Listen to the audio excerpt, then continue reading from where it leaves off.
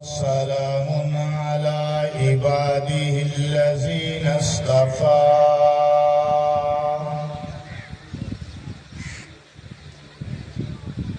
خصوصا على سيد الرسل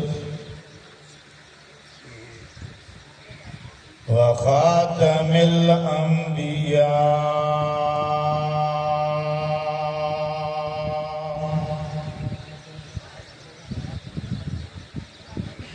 أما بعد فأعوذ بالله من الشيطان الرجيم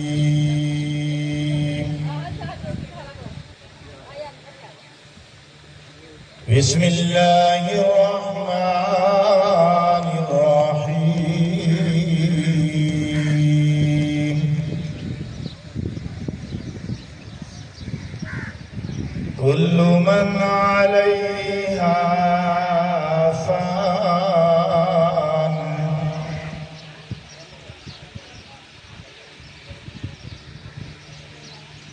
بسم الله الرحمن الرحيم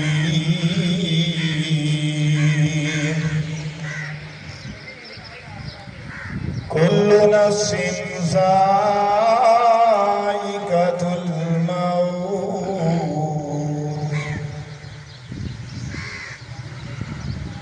بسم الله الرحمن الرحيم وبالوالدين إحسانا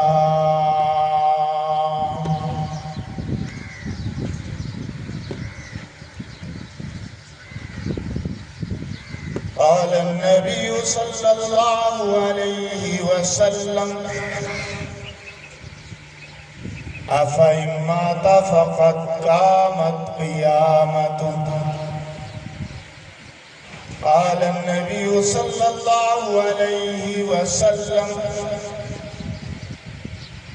إنما الأعمال بالخواتيم قال النبي صلى الله عليه وسلم الدين النصيحة آمنت بالله صدق الله مولانا العظيم وصدق رسوله النبي الكريم الأمين الصلاة والسلام على سيد الرسل وخاتم النبيين وعلى آله وأصحابه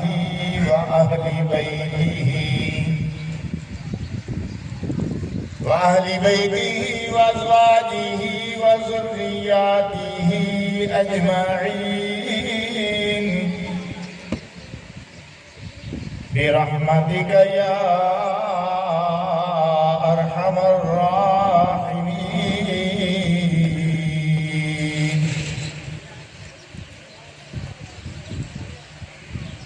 آدمی کا جسم کیا ہے جس پہ شیدا ہے جہاں آدمی کا جسم کیا ہے جس پہ شیدا ہے جہاں ایک مٹی کی عمارت ہے ایک مٹی کا مکان سمجھنا ذرا شیروں پر خون کا گارا ہے اور اینٹ ہے ہڈیاں چند سانسوں پہ کھڑا ہے یہ خیالی آسمان موت کی پرزور آندھی جس دماغ کے ٹکرائے گی موت کی پرزور آندھی جس دماغ کے ٹکرائے گی پھر یہ عمارت ٹوٹ کر بس خاک میں مل جائے گی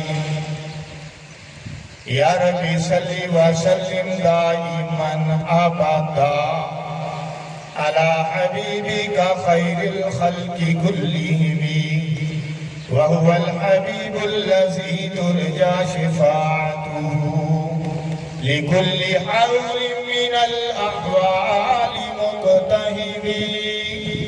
درود پاک محبت کے ساتھ. گرامی قدر سامعین کرام،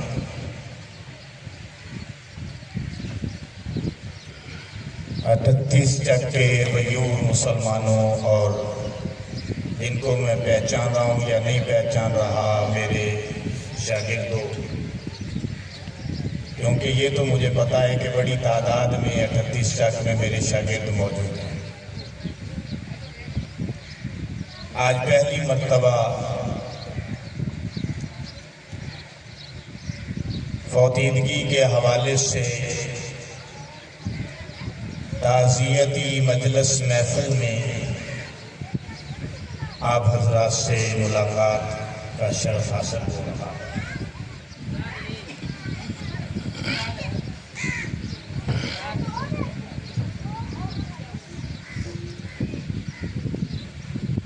اماں جان فوت ہوئی ہیں. مائیں سب کی سانجی ہوتی ہیں، لیکن جب اپنی ماں دنیا سے جاتی ہے حقیقی طور پر اس وقت پتہ چلتا ہے کہ سورج بے نور ہو گیا ہے، اور وہ چراغ کہ جس کی روشنی پورے گھر میں تھی اور جس چراغ سے گھر کا آنگن روشن تھا وہ چراغ بجھ گیا. میری جب ماں فوت ہوئی تھی تو میرے ساتھ ایسی ہی کیفیت ہوئی تھی. مجھے اس طرح لگا تھا کہ جلتا ہوا چراغ ایک دم سے بجھ گیا. بہت بڑا سانحہ ہے. مائیں ہوتی ہیں، ماؤں کا نعم البدل کوئی نہیں ہوتا. ماؤں کا نعم البدل کوئی نہیں ہوتا. باپ کا اپنا مقام ہے. باپ کڑکتی ہوئی دھوپ میں سایہ دار درخت ہوتا ہے، اور ماں وہ سایہ ہوتا ہے کہ جس کے اندر ٹھنڈک اور محبت ہوتی ہے. اللہ نے اپنی محبت کا 100واں حصہ ماں کو عطا فرمایا ہے.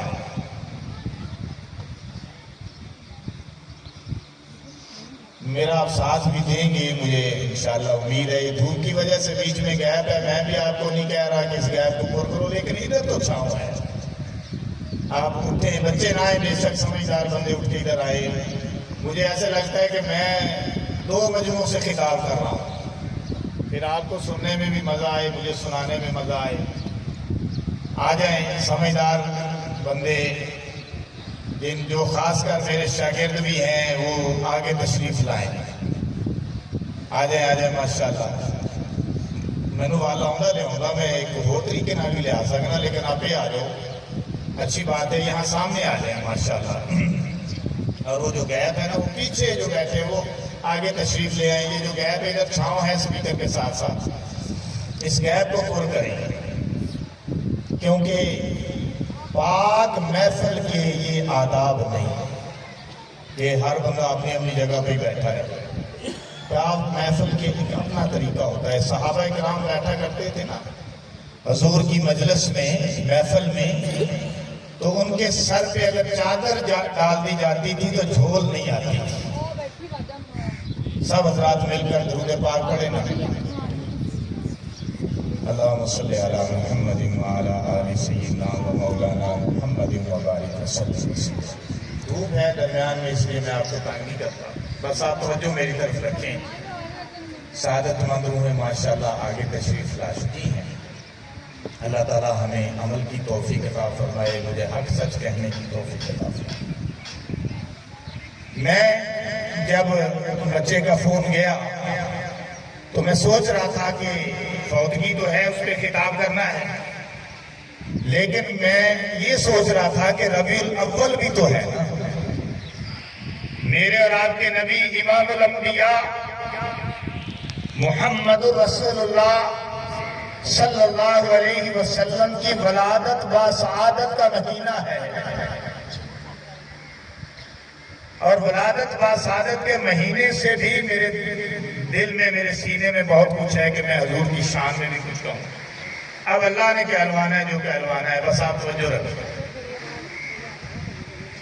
اللہ نے قرآن میں چند شکیں بیان کی ہیں والدین کے حقوق کی، میں اس پہ بات کروں گا اور آپ کے ذہن نشین کراؤں گا کہ وہ شکیں کیا ہیں۔ میں اکثر مجمعوں میں جہاں فوقیگی میں والدین میں سے کوئی ہوتا ہے تو یہ میرا ذوق ہے، مجھ سے فرمائش بھی ہوتی ہے کہ میں اس پہ بات کروں۔ اللہ نے قرآن میں فرمایا وَقَضَىٰ رَبُّكَ أَلَّا تَعْبُدُوا إِلَّا إِيَّاهُ، پہلا آرڈر آسمان سے جاری ہوا، اور جس کے قلب اطہر پر اترا اسے امام الانبیاء کہتے ہیں، اسے آمنہ کا در یتیم کہتے ہیں، اسے محمد مصطفیٰ کہتے ہیں، اسے احمد مجتبیٰ کہتے ہیں، اسے وراء الورا کہتے ہیں۔ محمد عربی صلی اللہ علیہ وسلم کے دل کی پاک تختی پہ اللہ نے قرآن نازل کیا، اس میں یہ فرمان نازل کیا وَقَضَىٰ رَبُّكَ أَلَّا تَعْبُدُوا إِلَّا إِيَّاهُ، تیرے رب نے یہ فیصلہ کر دیا ہے کہ روئے زمین پر اس کے سوا عبادت کسی کی نہیں ہو سکتی۔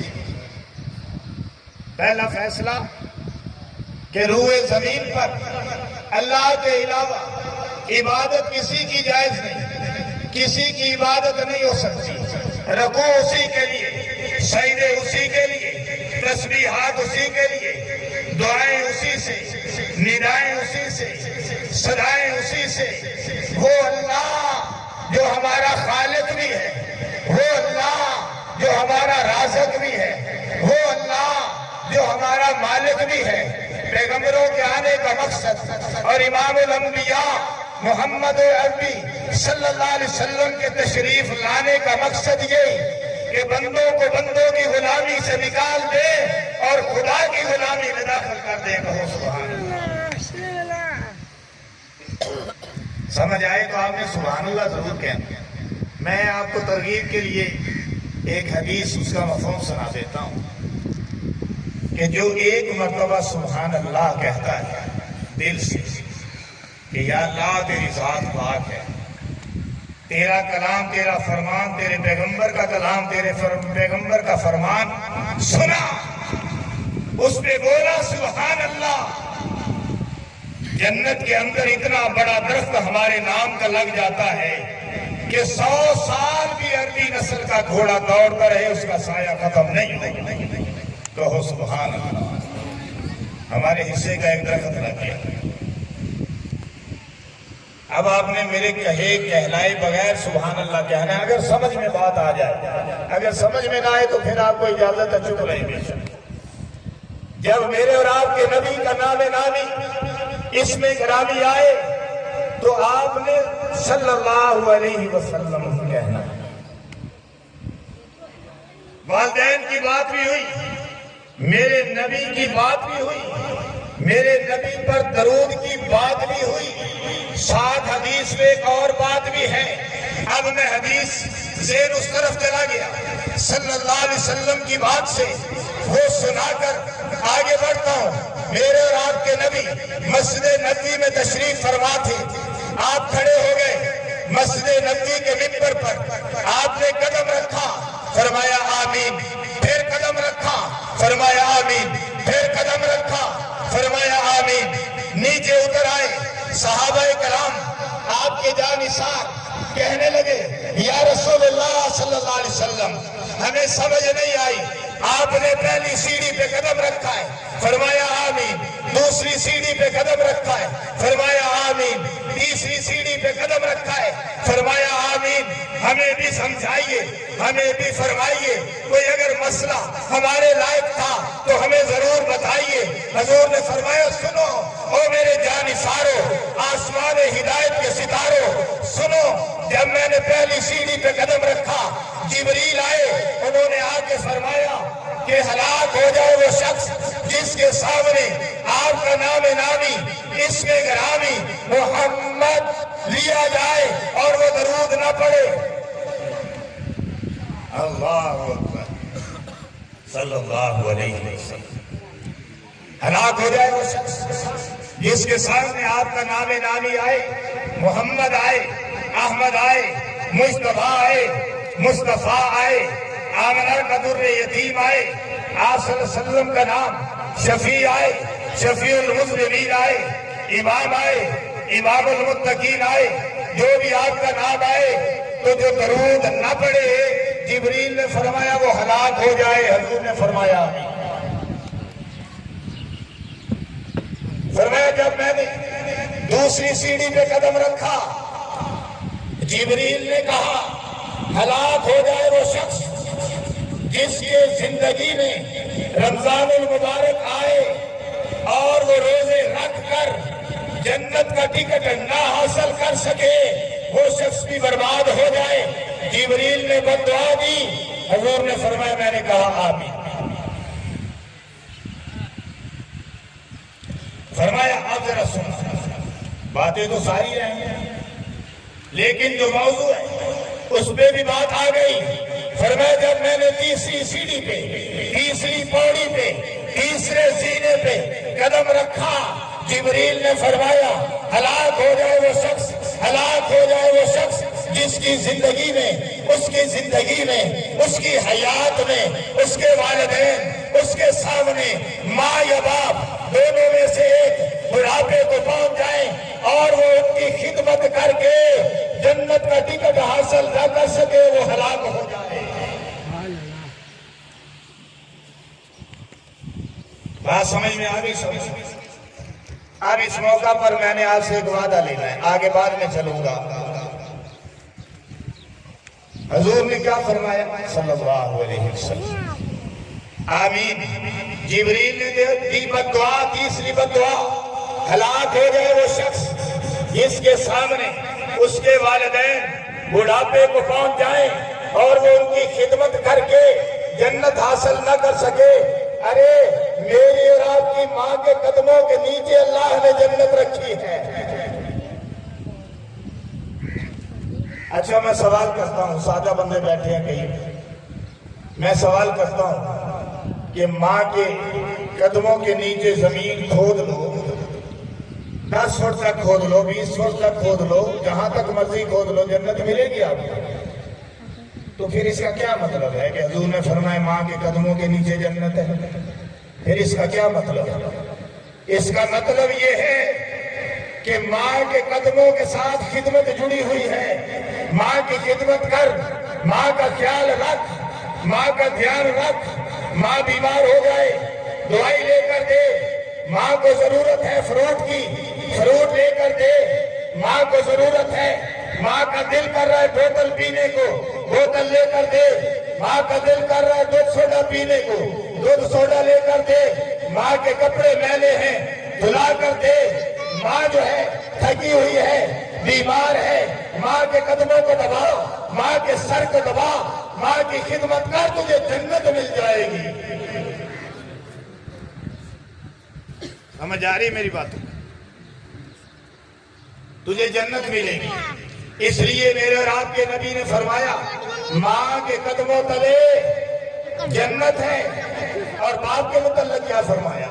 باپ کو بائی پاس میں نہیں کر سکتا، کیونکہ ماں اور باپ دونوں کا کردار ہے ہماری زندگی میں۔ اور تیسرا باپ استاد ہے، روحانی باپ استاد ہے، چاہے سکول کا ہو چاہے مسجد کا ہو، یا جس نے آپ کو کوئی فن سکھایا، اچھا فن آپ کو ہاتھ دیے، کمائی کے قابل بنایا، ان کے حق میں بھی دعا کیا کرو۔ فرمایا باپ جنت کا درمیانی دروازہ ہے، اوسط بابھا، باپ جنت کا درمیانی دروازہ ہے۔ میرے اور آپ کے نبی نے فرمایا باپ کو محبت کی نظر سے دیکھنا تیرا کام ہے، اور ایک مقبول حج کا ثواب ادا کرنا میرا اللہ کا کام ہے۔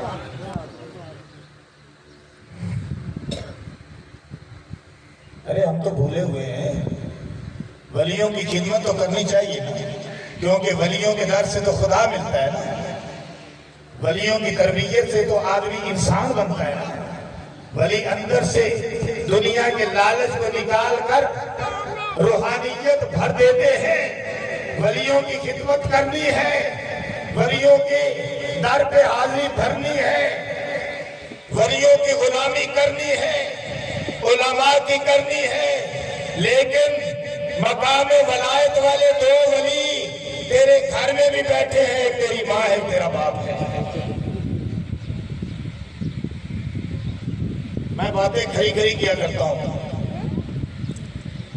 اختلافی میں نہیں کرتا، اختلافی یقین رکھتا۔ میرا چینل ہے شاہراہ اسلام، یوٹیوب چینل ہے، فیس بک پہ بھی ہے شاہراہ اسلام، سرچ کر لیں، تقریریں پڑھی ہوئی ہیں ہر موضوع پہ، کہیں آپ کو اختلاف نہیں نظر آئے گا، اللہ اور اس کے رسول کی بات ہوگی بس۔ باپ جنت کا دروازہ، اور وہ بھی درمیان والا دروازہ، اور ماں کے قدموں کے نیچے جنت، اور میرے پیغمبر نے فرمایا کہ وہ شخص ہلاک ہو جائے کہ جس کی زندگی میں والدین حیات ہو اور وہ ان کی خدمت کر کے اپنے آپ کو جنتی نہ بنوائے۔ اب اس موقع پر او نوجوانوں، خاص کر نوجوانوں، اور وہ لوگ جو شادی شدہ بھی ہیں، جوان ہیں، شادی شدہ، ان کی اماں یا ابا موجود ہے یا دونوں موجود ہیں، سنو، قاری انیس الرحمان آپ سے درخواست کر رہا ہے، آپ سے درخواست کر رہا ہے کہ اگر پہلے غلطی ہو گئی معافی مانگو، پہلے خطا ہو گئی معافی مانگو، والدین کی خدمت میں کمی رہ گئی معافی مانگو، اگر لڑتے ہو معافی مانگو، والدین سے جھگڑتے ہو معافی مانگو، والدین سے بدتمیزی کرتے ہو معافی مانگ لو، آج وقت ہے، کل کو وقت نہیں ملے گا۔ کرتے ہو وعدہ؟ ہاتھ کھڑے کرو، کمی بیشی ہر ایک سے ہو جاتی ہے، وعدہ کر لو کہ ماں باپ کے ساتھ آج کے بعد اچھا سلوک ہوگا، اور بات یاد رکھنی ہے کہ قاری انیس الرحمان نے قرآن کی آیت پڑھ کے اور حدیث پڑھ کے بتایا تھا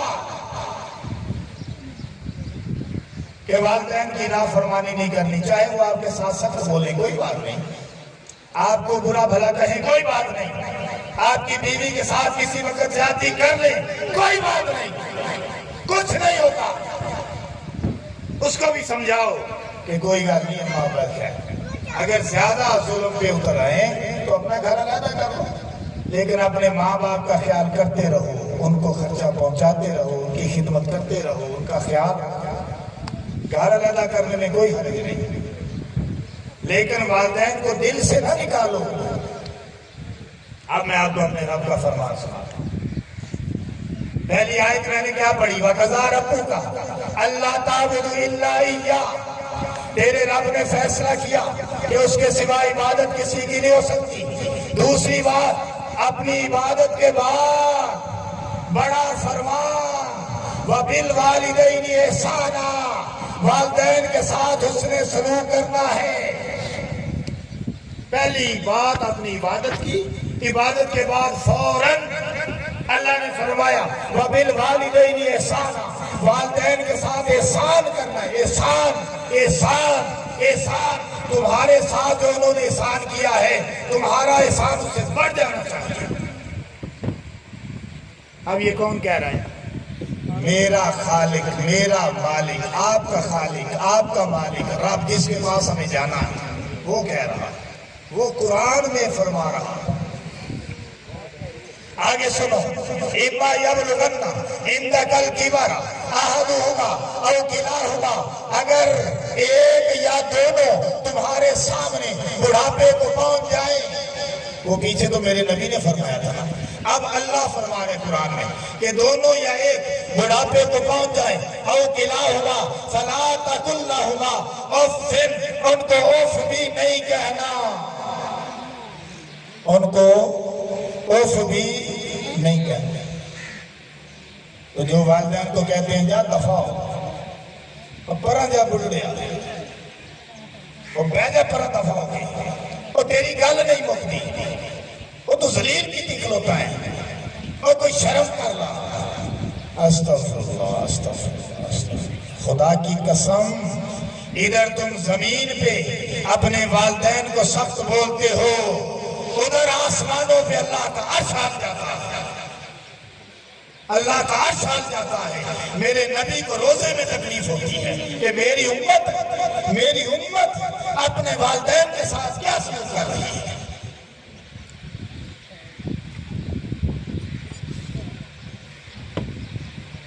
او کلاہما، ایک یا دونوں، فلا تقل لہما اف، ان کو اف بھی نہیں کہنا، فلا تنہرہما، ان کو جھڑکنا بھی نہیں ہے، وقل لہما قولا کریما، ان کے ساتھ نرمی سے بات کرنی ہے۔ سمجھ آ رہی نا میری اردو کا کتے؟ اردو والا کا مشکل تھا نہیں، سمجھ آ رہی سب؟ ان کے ساتھ نرمی سے بات کرنی ہے، گرمی سے نہیں، نرمی سے۔ اب اس موقع پر آپ کو ایک بات سمجھا دوں، بس جلدی انشاءاللہ ختم کرتے ہیں۔ یہ ایک والد صاحب تھے، افسر تھے پولیس میں، تو ریٹائر ہو گئے، ان کا بیٹا جوان ہو گیا، ان کی جگہ پہ وہ افسر لگ گیا، وہ ریٹائر ہو گئے۔ تو ایک دن والد صاحب نے اپنے بیٹے سے پوچھا، جا رہا تھا دفتر، بریف کیس پکڑا ہوا ہے، پینٹ شرٹ پہنی، ٹائی لگائی ہوئی ہے، وردی ڈالی، اور جناب دفتر نکلنے لگا۔ والد نے پوچھا، بیٹے فہیم، بات سن، کھڑا ہو گیا، بیٹے آج کیا دن ہے؟ کہنے لگا ابو جی منگل ہے۔ باپ ذرا اونچا سنتا تھا، اس کو سنائی نہ دیا، اس نے کہا کیا کہا؟ کہنے لگا ابا جی منگل ہے۔ باپ کو پھر پتہ نہ چلا، کہنے لگا یار مجھے سمجھ اونچا سن رہا ہے، سمجھ نہیں آئی۔ سختی سے بولا، جھڑک کے، کہ کبھی آپ کو سمجھ آتی بھی ہے، میرے ڈیوٹی کا ٹائم ہے اور آپ نے مجھے ذلیل کیا ہوا ہے، منگل ہے منگل ہے منگل ہے۔ باپ نے بازو سے پکڑا، بٹھا لیا، کہا بیٹھ۔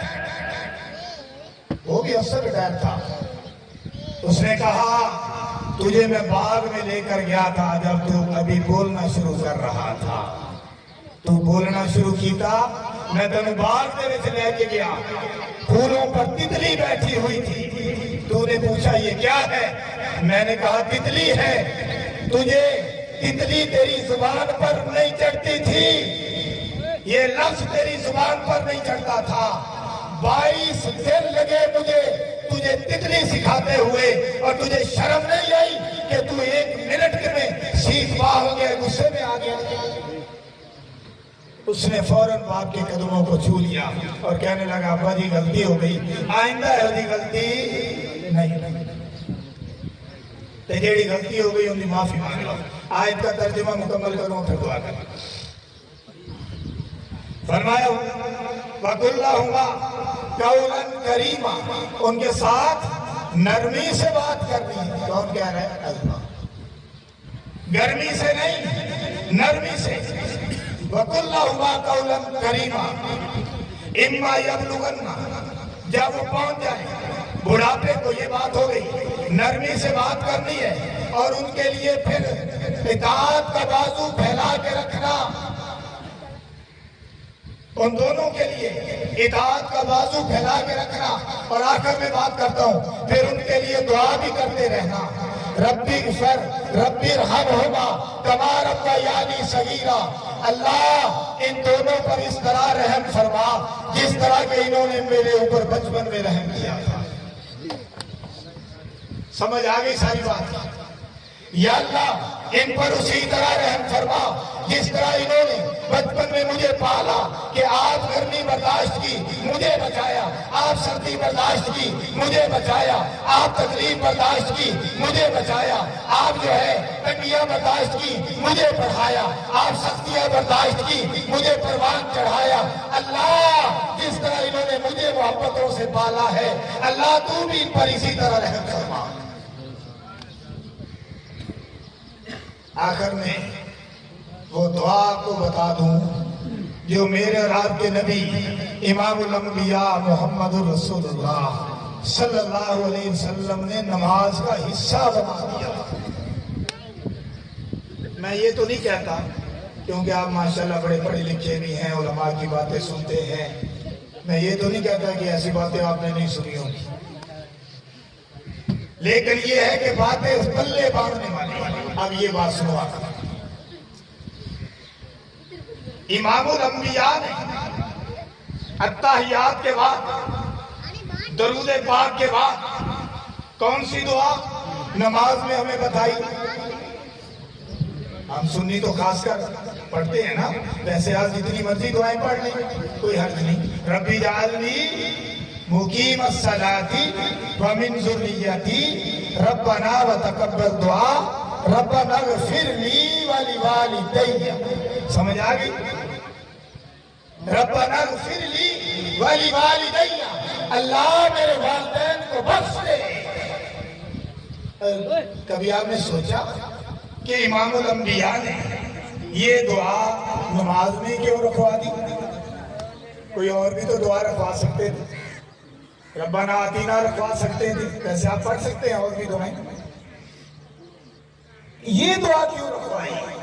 میرا ذہن یہ کام کرتا ہے، میری طرف توجہ، میرا ذہن یہ کام کرتا ہے کہ یہ دعا اس لیے رکھوائی کہ ہو سکتا ہے والدین کے لیے دعا کرنا میرے امتی بھول جائیں، لیکن جب نماز پڑھیں گے تو خود ہی نماز میں والدین کے لیے دعا مانگ لیں گے. اتنی اہمیت ہے والدین کی. بہرحال یہ میری مختصر گزارشات، مختلف جو ہے وہ باتیں جو میں نے دل سے کی، میں امید رکھتا ہوں کہ انشاءاللہ اس پر عمل ہوگا. مجھے آپ کو اللہ پاک عمل کی توفیق عطا فرمائے، امانی کی مغفرت فرمائے. وآخر دعوانا ان الحمد